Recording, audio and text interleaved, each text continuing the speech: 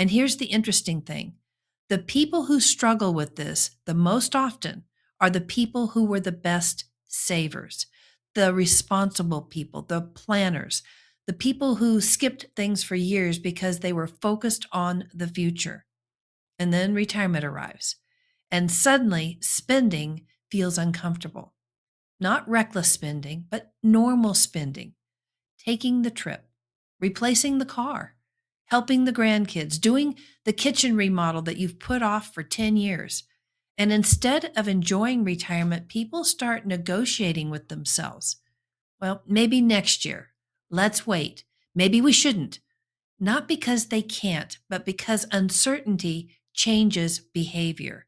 Because here's what nobody prepares you for: saving money and knowing how to live on it are two completely different skills.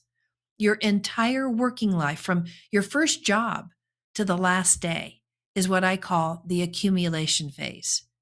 You're building, you're adding, the numbers go up. Retirement is the distribution phase. The direction reverses, and now you're drawing from what you built. And those two phases require completely different thinking. In accumulation, you need growth. You need the market. You need time on your side. In distribution, you need income. You need reliability. You need to know what's coming in every single month. And the mistake that I see most often: people in distribution living on their savings, still managing money like they're in accumulation.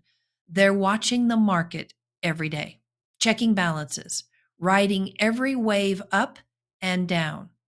And listen, that's stressful enough when you're still earning a paycheck. But when your investments are helping create your income, that stress hits entirely differently. I had another couple that came in about 2 years ago, Robert and Nancy, both retired. And he had been an engineer for 31 years, and she'd been a school administrator.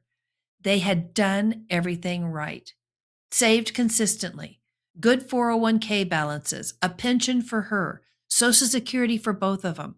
And they had already been retired for about 2 years when they sat down across from me. And Nancy looked at me and she said, "We're fine, I think, but I can't stop worrying."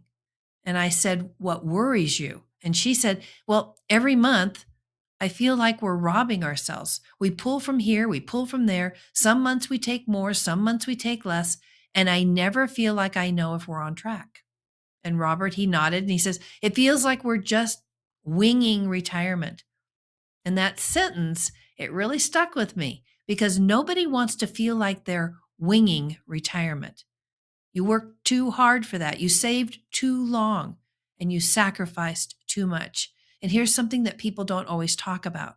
Sometimes one spouse worries more than the other. Sometimes both people are worried, but neither one wants to say it out loud. So instead, people quietly carry the stress. They tell everybody retirement is wonderful. They smile. They say things are great.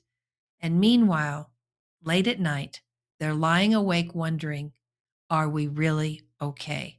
And that uncertainty costs people more than money. It steals joy. And I've watched people delay trips, put off helping the grandkids, avoid fixing things around the house, second guessing every decision. And it's not because they couldn't afford to, but it's because they didn't know if they could afford to. And those are two very different things. Give us a call at 800-883-1518 and let's see how you're doing and if you're on target for where you need to be. There's no cost, there's no obligation. Again, 800-883-1518, a simple conversation where we can answer some of those questions and make sure that you are on target to retire financially fit.